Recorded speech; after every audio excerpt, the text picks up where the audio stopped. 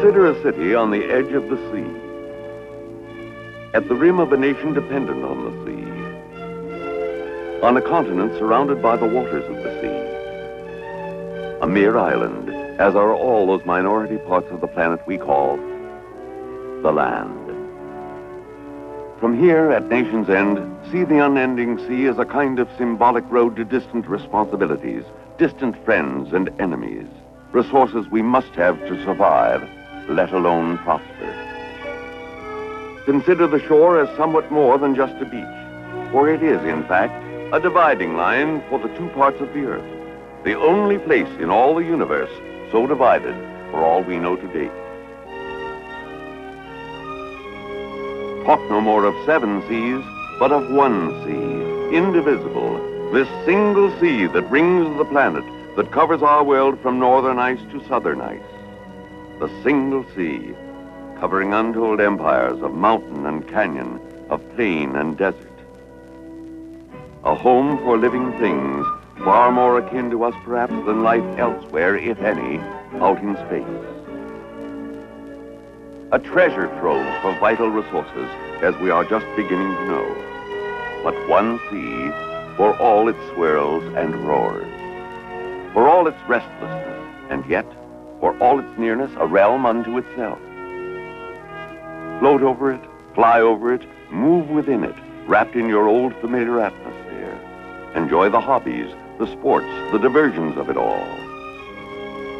But before the immensity and the wonder of the sea, before all that it is that we do not know, we have but dipped our toes. To begin, at long last, to do more, to go further, men have begun to go down to the sea, not to cross it, not to play within it, but to dwell, to live for a while. Consider, for example, the Bermudan neighborhood of the sea. Here in SEALAB I, 4 men lived and worked for 11 days at a depth of 193 feet. But how long can how many men work, live, and survive at how great a depth without coming out? We do not know the limit yet. But now, it is a year later, and men are ready to extend the limits if they can. Here another adventure is in the readying stage, another exploration into that hostile, alien place we call the sea.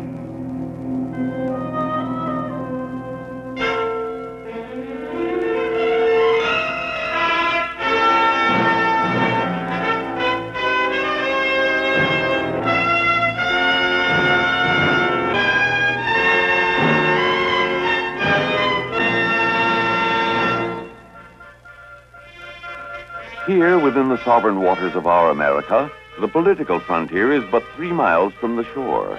But the intellectual frontier is only a few feet below the waves. For we know so little about so much of our planet, which is the sea. This unknown empire that begins before our very eyes on every shore.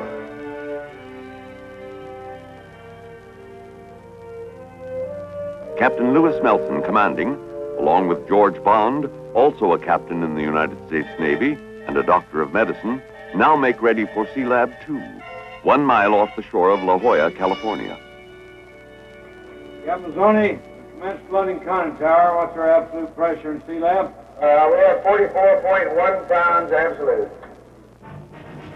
As Navy divers and riggers prepare to lower SEALAB II to the bottom, 205 feet below, the question becomes, can men go even deeper, stay even longer, and work not only hard, but skillfully too? What indeed are the limits on flesh and blood beneath the waves? Never before SEALAB I had men lived so long within the sea at such a depth. But to state a record is to state a challenge. That eternal American question, what next? If man need not return to the surface periodically, taking a long time to decompress those potentially fatal bubbles within his body, he can be infinitely more productive down below. But suddenly, as SEALAB is being lowered... Command Van, we're losing pressure pretty fast. I would imagine we have a leak here.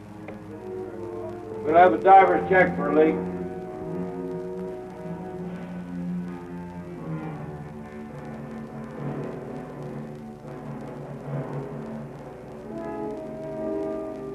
This was an unconventional kind of leak where the helium atmosphere inside the SEALAB was being forced by its own pressure to escape. Capizoni, divers reporting leaks at all port vents. Are we still losing gas rapidly? We're losing gas fairly rapidly. I think we could probably stay ahead. Very well. Diving station, let's continue to lower away. We can't stop. I repeat, we can't stop at 60 foot for check. We're losing gas. We have only 8,000 cubic feet of helium to get to the bottom. We must continue to lower away. It became a race. Get SEALAB to the bottom right now, where the approximately equal pressures would keep the water out, the vital gases in. And so, 205 feet down, Capizoni, SEALAB on the bottom. The pressure is holding at about 102 pounds. Absolute. Very well. the personnel transfer capsule, or PTC, goes down first. In case anything goes wrong in the SEALAB capsule, the PTC, kept at the same pressure as the SEALAB itself, will be the one refuge for the men. It will also be their elevator for the ride back to the surface when their stay is over, 15 days later. 2 other 10-man teams will follow this one, each to remain 15 days, excepting Scott Carpenter, however. The astronaut, who is to become an aquanaut, will remain below 30 consecutive days. Among the 10 men are a doctor, an engineer, and 2 oceanographers. Master Diver Price and Captain Walter Mazzoni, in charge of physiological and atmospheric control, witnessed the departure. The first team is to get the SEALAB habitat operating, to explore the sea around it, to study marine life and the flow and temperature of the water, and to be in themselves human experiments in the physiology of man as he exists and labors within the sea. Down here, you can pay stiff prices for what would be small mistakes on the land or near the surface. While Wilbur Eaton rigged a lifeline to a SEALAB, Commander Scott Carpenter, the team leader, enters through an open interface of water, held at bay by the equal pressures within the capsule. Diving station, aquanauts Carpenter and Eaton have entered SEALAB II. Aye, Command Van. The second aquanauts are getting dressed and will be ready in about 5 minutes. And so, toward the end of August, the 45-day SEALAB II experiment begins. The men go down into an opaque and murky bit of the ocean, far more typical of the ocean as a whole than those crystalline, technicolored deeps off Bermuda. Down they go, accompanied always, never alone. In deep-sea diving, you owe your life, sooner or later, to the buddy system. Inside SEALAB, you begin your life as an alien to this realm by breathing an atmosphere of 80% helium, 16% nitrogen, and only 4% oxygen. For ordinary air would be a deadly gas mixture at these pressures of 100 pounds per square inch, 7 times those of sea level. It is almost as if you were on another planet, though you are within the territorial waters of the United States. Aquanaut Carpenter exchanges greetings with astronaut Gordon Cooper, orbiting the Earth in Gemini 5. History's first chat between the bottom of the sea and outer space. Hello, SEALAB. Good, how you doing, Scott? How's the airplane down there? I got you, Pluto. We just got back down this afternoon, and we're glad we got a chance to tell you what it means. Imagine now the routine of 45 days beneath the sea, exploring the cold depths where water temperatures range between 48 and 52 degrees, setting out lines to the underwater weather station, mapping the sea bottom, even taking a census of the fish, a kind of sample inventory of a future food supply for the proliferating human race. This offshore region of the ocean is known as the continental shelf, which hugs all the continents, an explorable realm 3 times the size of the United States for seafood and minerals.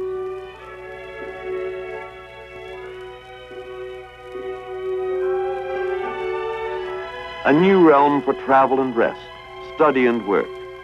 Today's fantasy turns out to be tomorrow's routine often enough.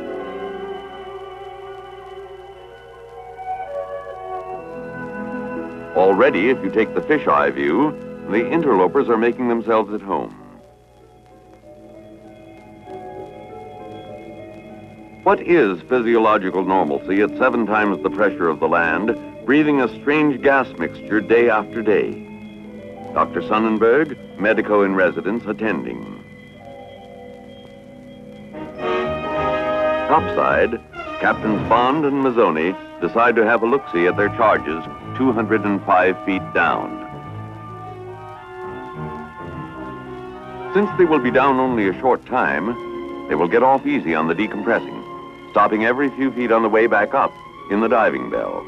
A very cold 73 minutes coming up for the scant 13 minutes they are allowed on the bottom. It turns out that Captains Bond and Mazzoni intend to witness the re-enlistment swearing-in ceremony of Aquanaut Kaufman, proving that officers will sink to any depths to hold on to a good man. If you are a marine biologist, can you imagine a more ideal aquarium than the sea itself, to which you, too, at least for a while, belong?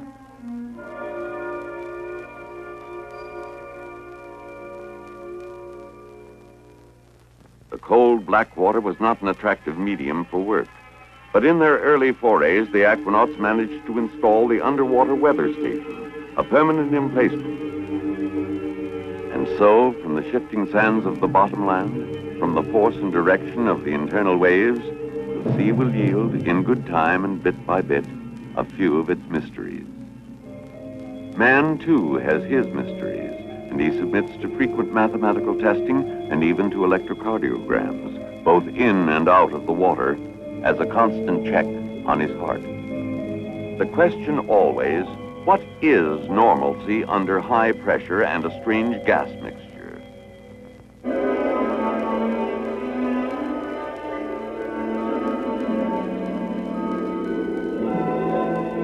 Food, supplies, mail, and newspapers come to you via United States Navy pressure pot, an exclusive service others may imitate, but never quite duplicate.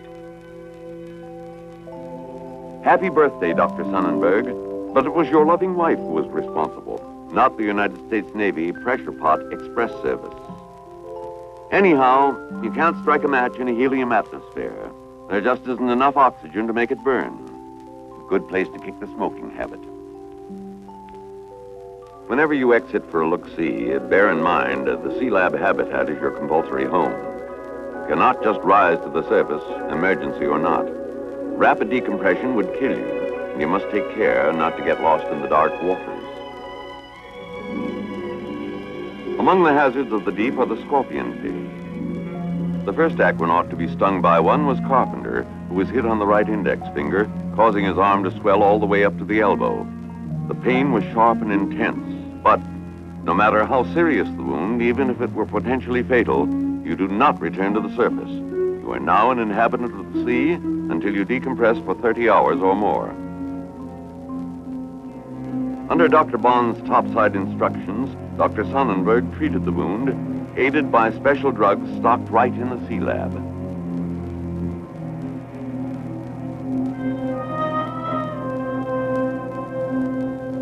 With 3 members of Team 2 already on board, the first team waits to depart, 15 days after sinkdown. It's farewell to Carpenter, who will remain below another 15 days. The ascent will be a matter of a 54-minute elevator ride in the personnel transfer capsule, after which 31 hours in the deck decompression chamber will return the 9 men to terrestrial status.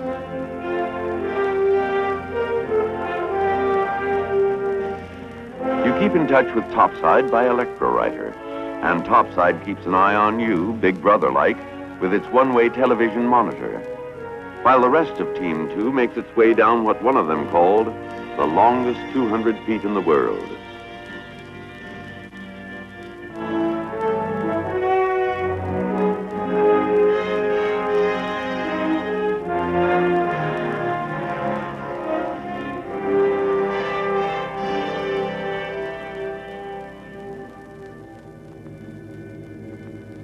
Carpenter holds quarters with the members of the second team. He who had worked with the most sophisticated technology of our age in the prototypical space program contrasted it with the Man in the Sea program, which he called a newly legitimatized child represented by a nucleus of 50 dedicated men working with mail-order equipment in marginal condition. But it is pioneers like these, members of this new establishment, the descendancy, who are helping this newly legitimatized child grow up. Today's sonar, cupping its listening ear to the sounds of the deep, will give way to better, more sensitive, longer-range sonar. And the current measurement device is but the progenitor of ocean-wide systems to chart the nature of the waters and the migration of marine life in terms of temperature and current. For all that, man is as a child down here. His basic motor skills cannot be taken for granted, nor can he depend much on his five senses in this cold, murky, top-heavy realm of water.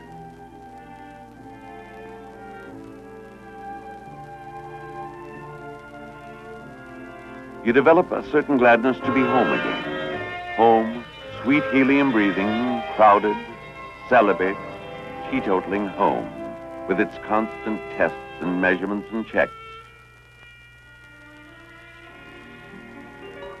Relieved now and then by Papa Topside's folk symphony.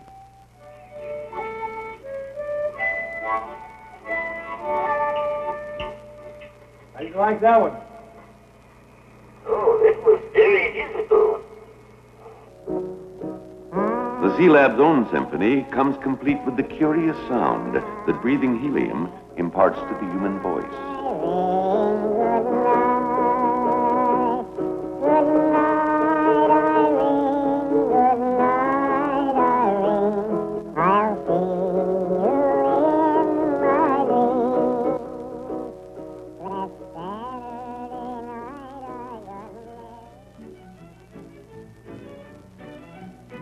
Into this ocean realm of mountains and canyons, plains and plateaux, who will play the role of St. Bernard dog to aid those in distress?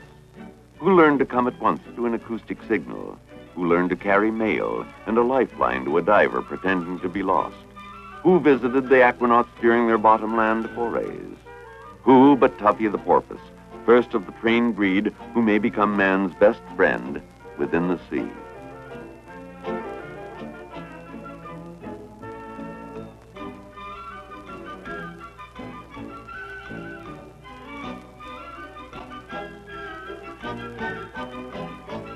Sunday was normally a day of comparative rest, a day made more meaningful by the SEALAB prayer.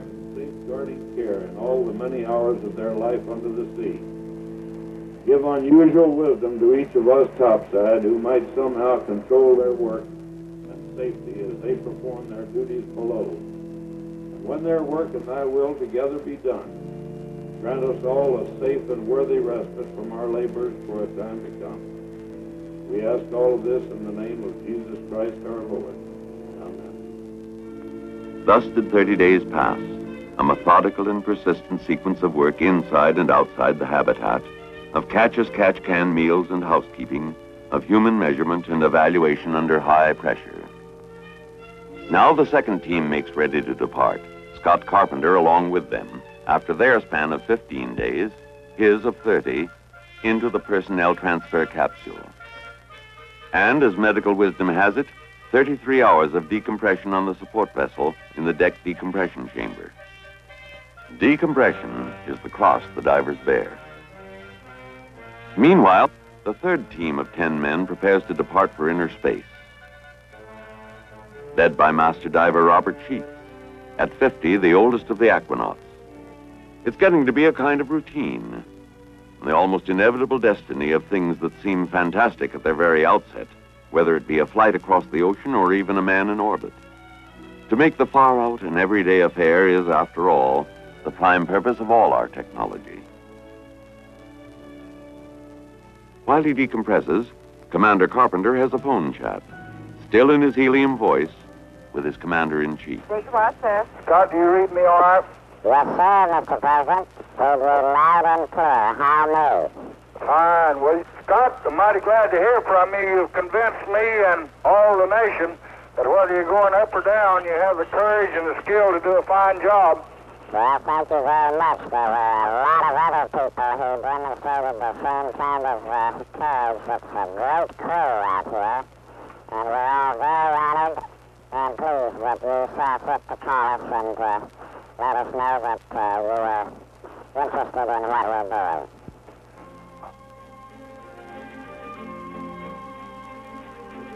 Then comes that happy moment when you become, except for your memories, like other men again, breathing the natural atmosphere of Mother Earth.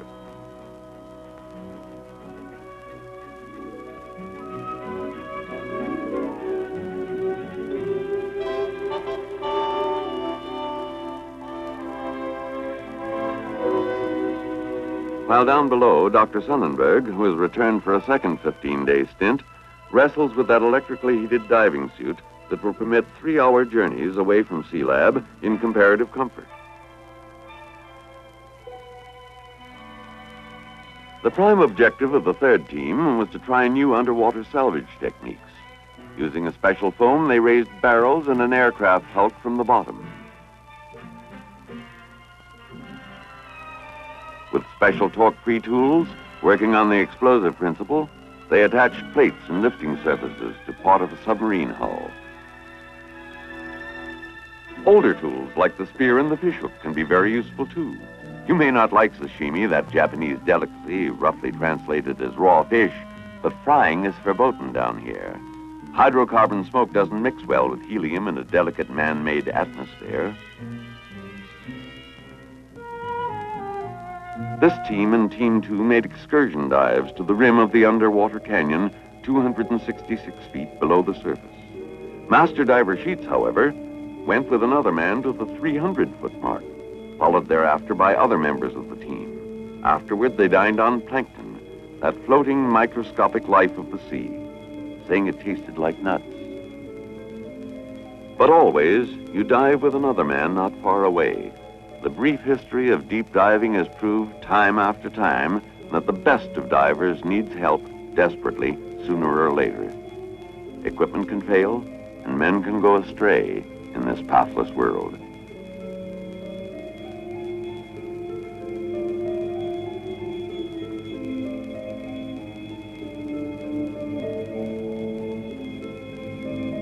In the murk of the seafloor, you see a hint of the future.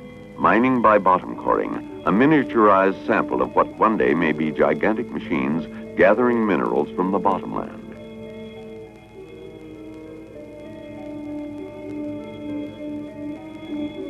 Work to be done, where existence alone is a kind of triumph. Where the aquanauts discovered you could make brief dives 100 feet lower than SEALAB and return to it without decompressing. This in itself is a bonus from nature.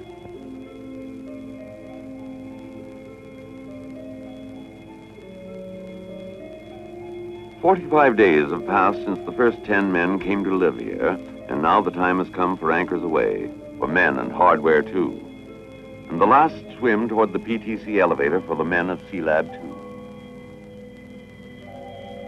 Command van, the Aquanauts report the lower hatch has been shut and dogged. They are standing by, ready to come up. Very well.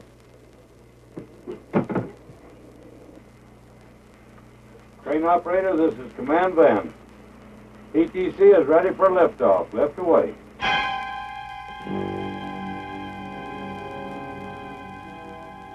A crucial moment as the personnel transfer capsule breaks water. It contains 10 men still under sea bottom pressure who must decompress slowly or die. A faulty valve, a leak, a single mistake of the many that are possible could turn the capsule into a coffin. As it is, the ancient art of rigging is not the least of the skills you need in this particular kind of oceanography.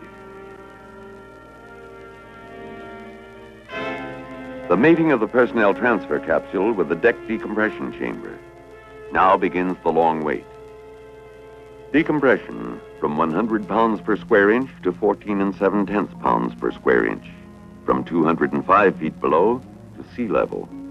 But at the 28-foot mark, almost home, trouble, bad trouble.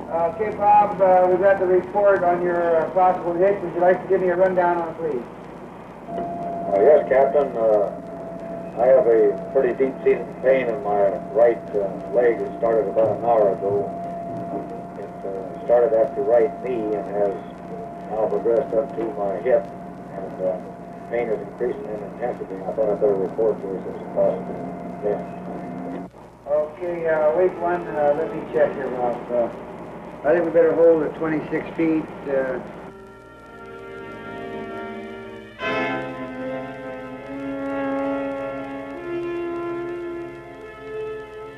I would recommend that we put 9 people into the outer lock, bring them up, run the corpsman in, and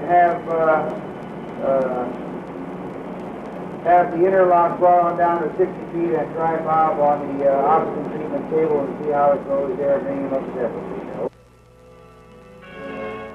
And so, from the outer lock in a quiet, tired moment, after the requisite 35 hours, 9 men emerged from decompression.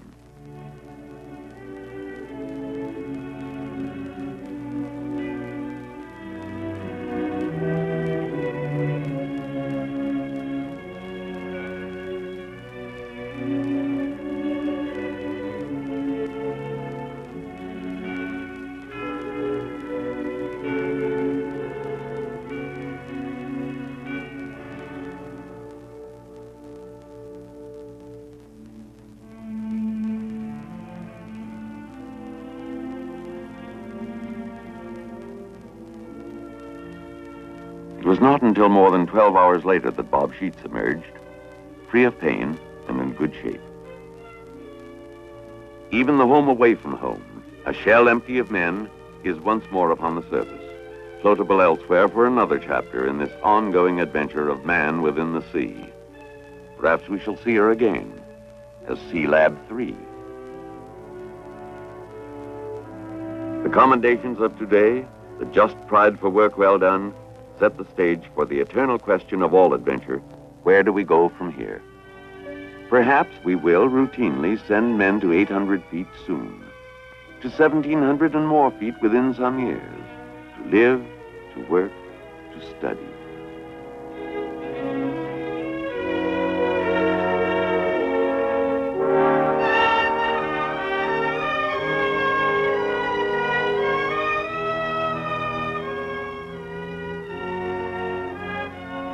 A new world. Man looks to distant planets to plant his flag across the great bourne of lonely space, while at his very doorstep, an unmeasured universe abides.